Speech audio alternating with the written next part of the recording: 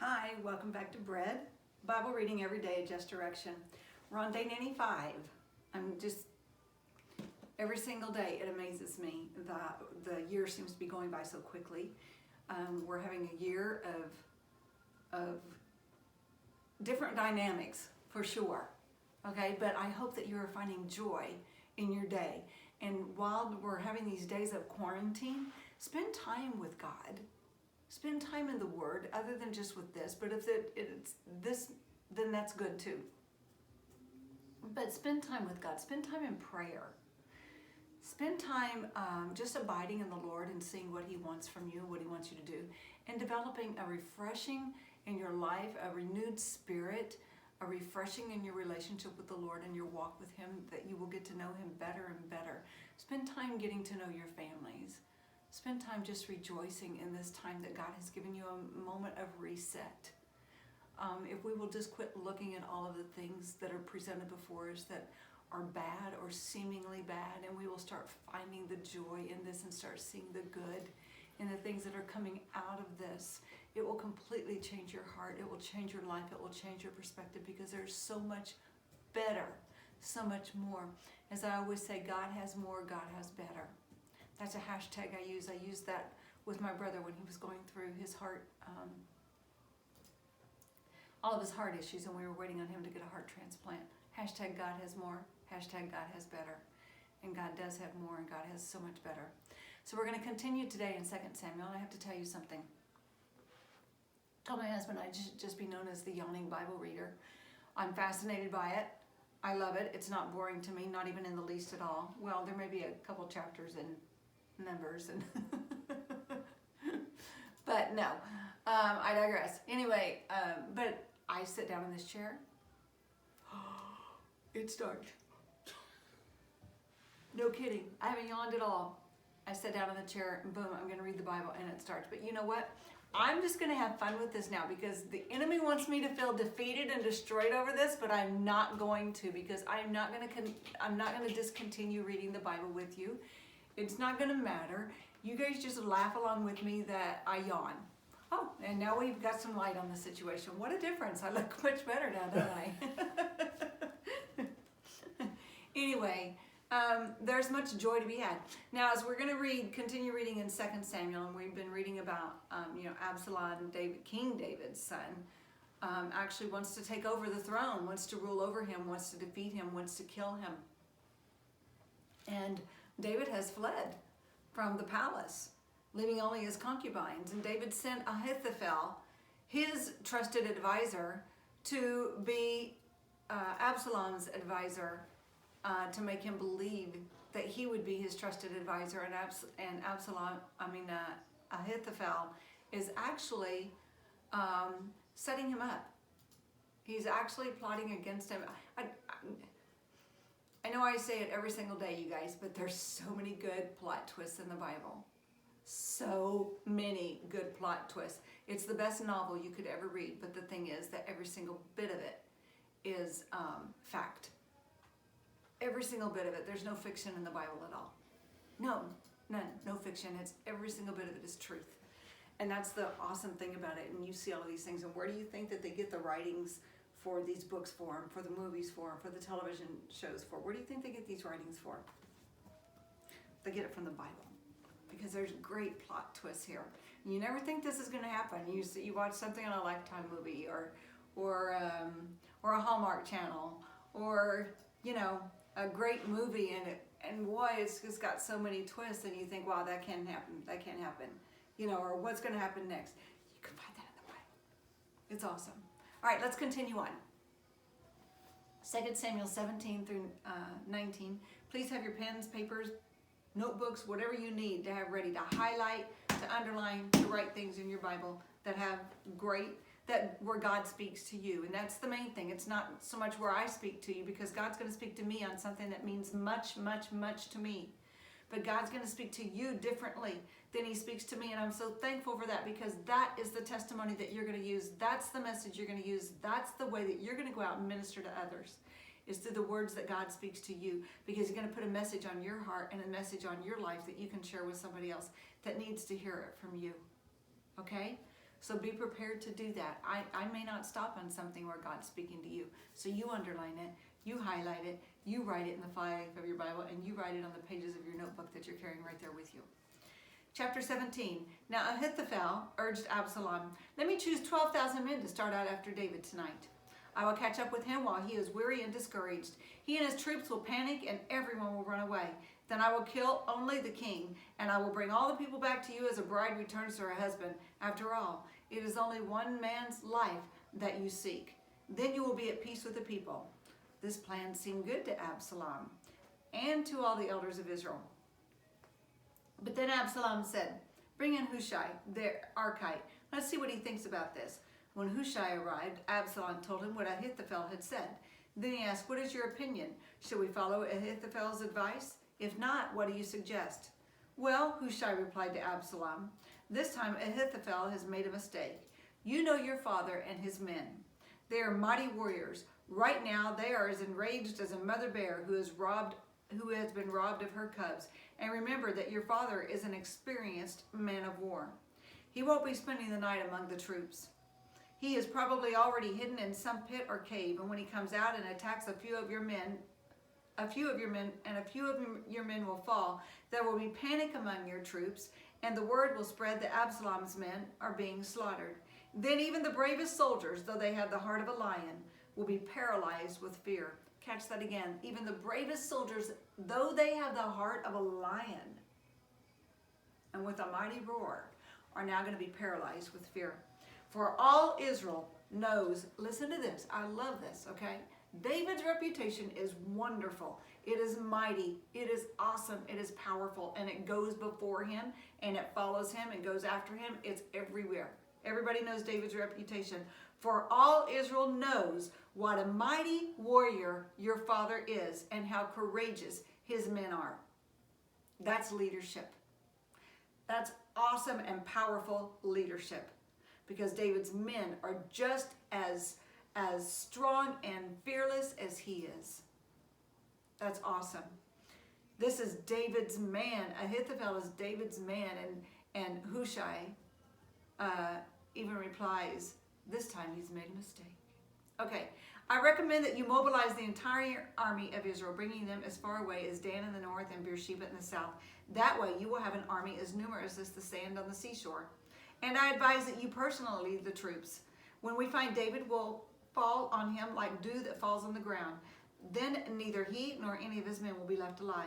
And if David were to escape into some town, you will have all Israel there at your command. Then he can take the ropes and drag the walls of the town into the nearest valley until every stone is torn down. Then Absalom and all his men and all the men of Israel said, Hushai's advice is better than Ahithophel's. For the Lord is determined to defeat. Did I get it wrong about? I am right on the Ahithophel, right? Did I get it wrong with Hushai and Ahithophel? Let's continue on. I hope I haven't confused those. But anyway, for the Lord had determined to defeat the council.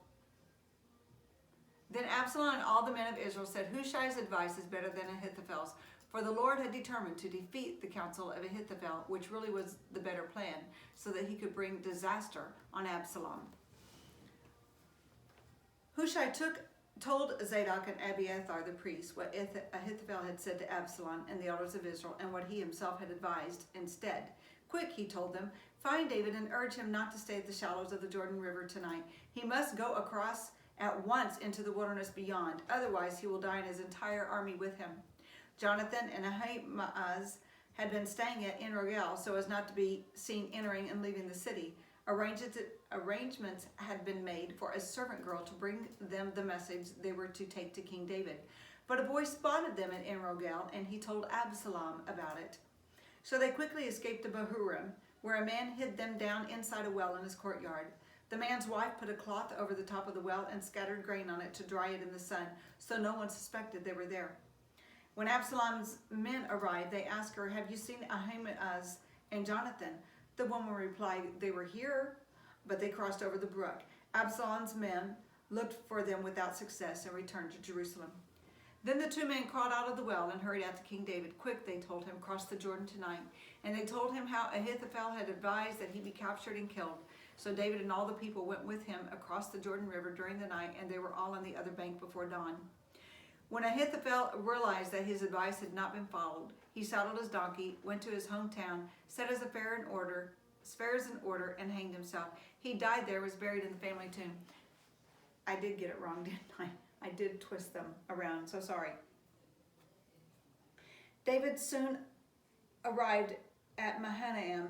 By now, Absalom had mobilized the entire army of Israel and was leading his troops across the Jordan River. Absalom had appointed Amasa as commander of his army, replacing Joab, who had been commander under David. Amasa was Joab's cousin. His father was Jether, an Ishmaelite. His mother, Abigail, daughter of Nahash, was the sister of Joab's mother, Zeruiah. Absalom and the Israelite army set up camp in the land of Gilead. When David arrived at Mahanaim, he was warmly greeted by Shobi, son of Nahash, who came from Rabbah of the Ammonites, and by Machir, son of Amiel from Lodabar, and by Barzillai of Gilead from Rogelim. They brought sleeping mats, cooking pots, serving bowls, wheat and barley, flour and roasted grain, beans, lentils, honey, butter, sheep, goats, and cheese for David and those who were with him. For they said, "You must all be very hungry and tired and thirsty after your long march through the wilderness." So, now this shows how I can get things a little bit, how my mind can get things a little bit confused and twisted. So my apologies that, why did I think? I'm like, okay, in my mind, I surely thought it was that. That's why that it's important whenever we're studying and we write that down. But I sure was thinking it was Ahithophel, and I got Ahithophel and Hushai backwards. So, all right, let's continue on. Chapter 18. David now mustered the men who were with him and appointed generals and captains to lead them. He sent the troops out in 3 groups, placing one group under Joab, one under Joab's brother Abishai, son of Zeruiah, and one under Ittai, the man from Gath. The king told his troops, "I am going out with you." But his men objected strongly. "You must not go," they urged. "If we have to turn and run, and even if half of us die, it will make no difference to Absalom's troops. They will be looking only for you. You are worth 10,000 of us. And it is better that you stay here in the town and send help if we need it." "If you think that's the best plan, I'll do it," the king answered. So he stood alongside the gate of the town as all the troops marched out in groups of hundreds and of thousands.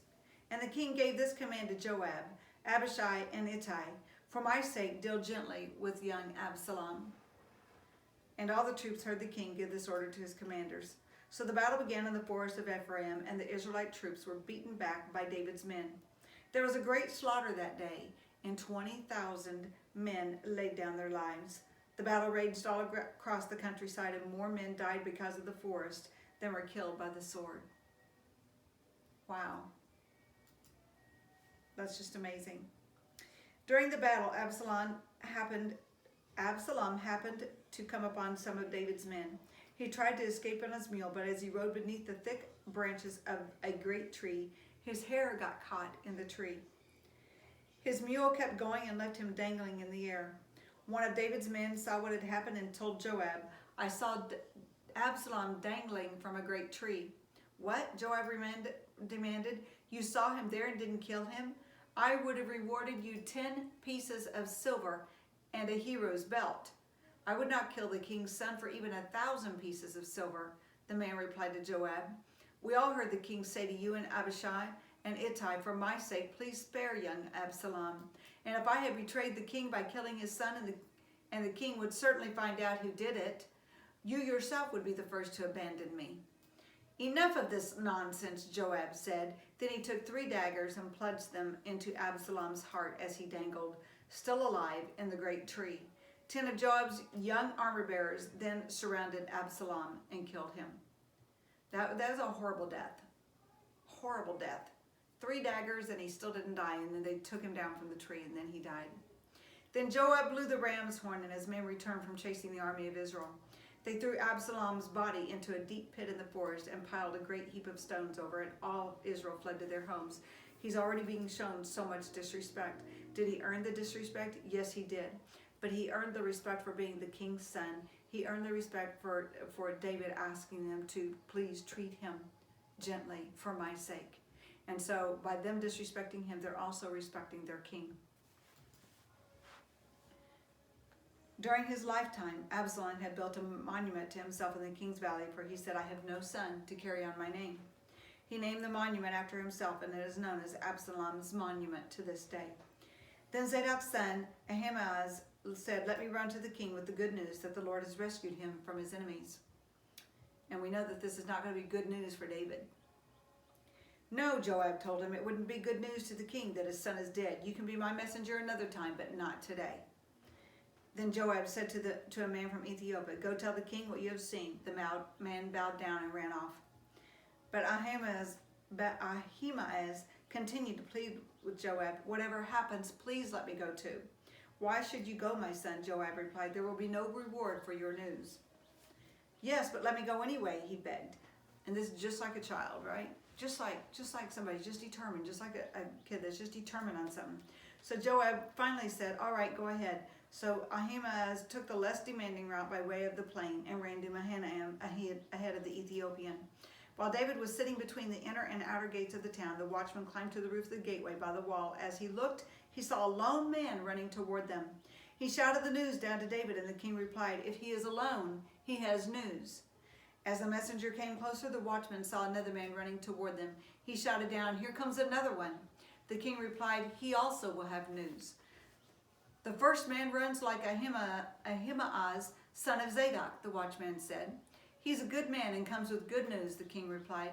Then Ahimaaz cried out to the king, everything is all right. He bowed before the king with his face to the ground and said, praise to the Lord your God, who has handed over the rebels who dared to stand against my lord the king. What about young Absalom? The king demanded. Is he all right? Ahimaaz replied, when Joab told me to come, there was a lot of commotion, but I didn't know what was happening. Wait here, the king told him. So Ahimaaz stepped aside. Then the man from Ethiopia arrived and said, I have good news for my lord the king. Today the Lord has rescued you from all those who rebelled against you. What about young Absalom? The king demanded. Is he all right? And the Ethiopian replied, may all of your enemies, my lord the king, both now and in the future, share the same fate as that young man. The king was overcome with emotion. He went up to the room over the gateway and burst into tears. And as he went, he cried, oh, my son Absalom, my son Absalom. If only I had died instead of you, oh Absalom, my son, my son. He is heartbroken. His heart has just been wrenched and broken at the loss of his son. First, he lost him in his loyalty, his love toward him, and now he's lost him physically. Chapter 19. Word soon reached Joab, the king, that the king was weeping and mourning for Absalom.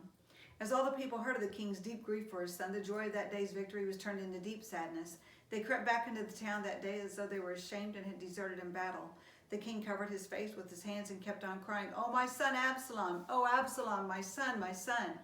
Then Joab went to the king's room and said to him, we saved your life today, and the lives of your sons, your daughters, and your wives and your concubines. Yet you act like this, making us feel ashamed of ourselves. You seem to love those who hate you and hate those who love you. You have made it clear today that your commanders and troops mean nothing to you. It seems that if Absalom had lived and all of us had died, you would be pleased. Now go out there and congratulate your troops, for I swear by the Lord that if you don't go, not a single one of them will remain here tonight. Then you will be worse off than ever before. Fact check. There you go. So the king went out and took his seat at the town gate, and as the news spread throughout the town that he was there, everyone went to him.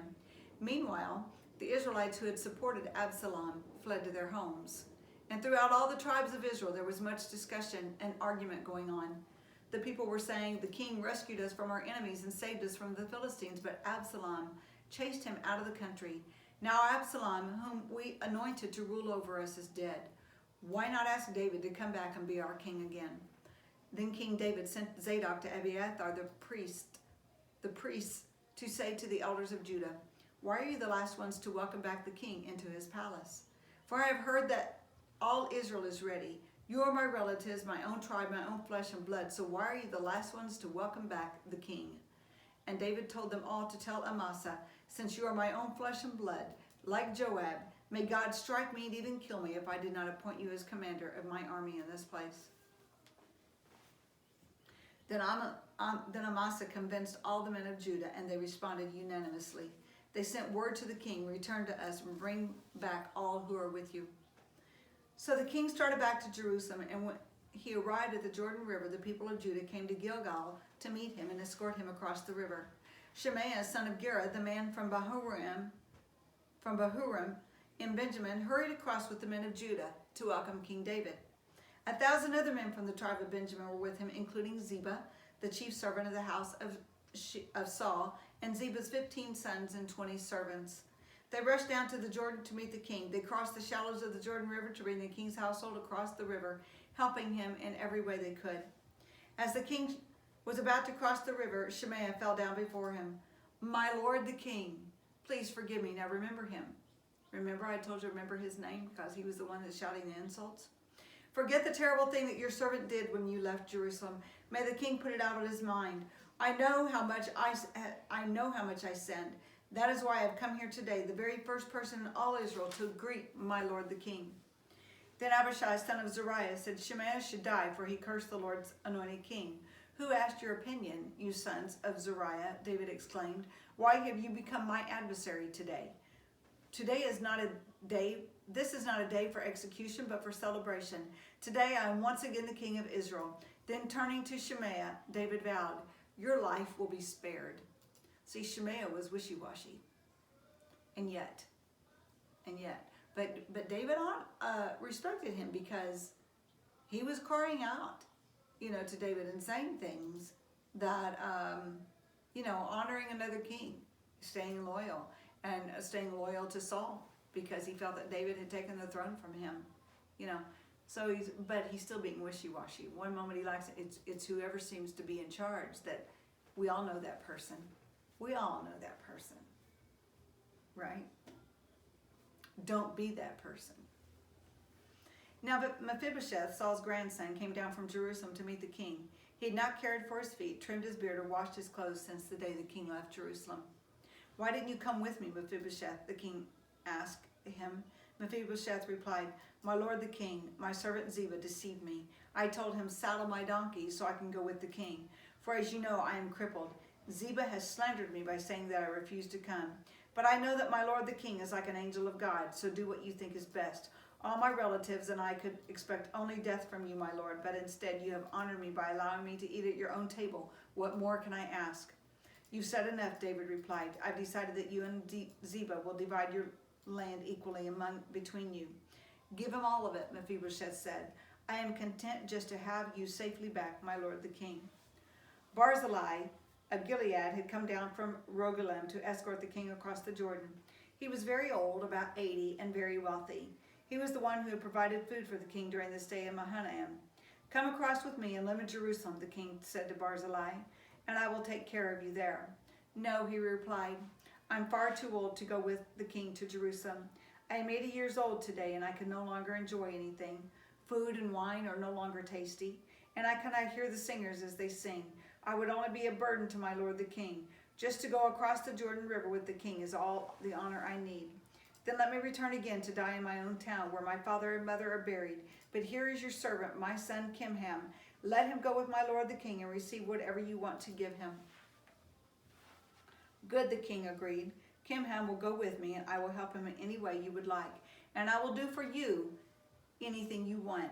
So after all the people crossed the Jordan with the king, after David had blessed Barzillai and kissed him, Barzillai returned to his own home.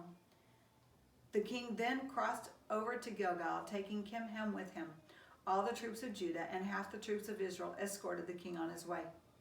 But all the men of Israel complained to the king. The men of Judah stole the king and didn't give us the honor of helping take you, your household, and all your men across the Jordan. It's kind of amazing because some people just look for something to be wrong. The men of Judah replied, the king is one of our own kinsmen. Why should this make you angry? We haven't eaten any of the king's food or received any special favors. But there are 10 tribes in Israel, the others replied. So we have 10 times as much right to the king as you do. What right do you have to treat us with such contempt? Weren't we the first to speak of bringing him back to our king again? The argument continued back and forth, and the men of Judah spoke even more harshly than the men of Israel. We're leaving it. We're leaving it in the air now for you to want this to be continued again tomorrow. So join me tomorrow for the beginning of the week again, and we just have 2 days now of 2 Samuel left, and then we're going to start in the book of 1 Kings. So, all right, I'll see you again tomorrow. Bye-bye.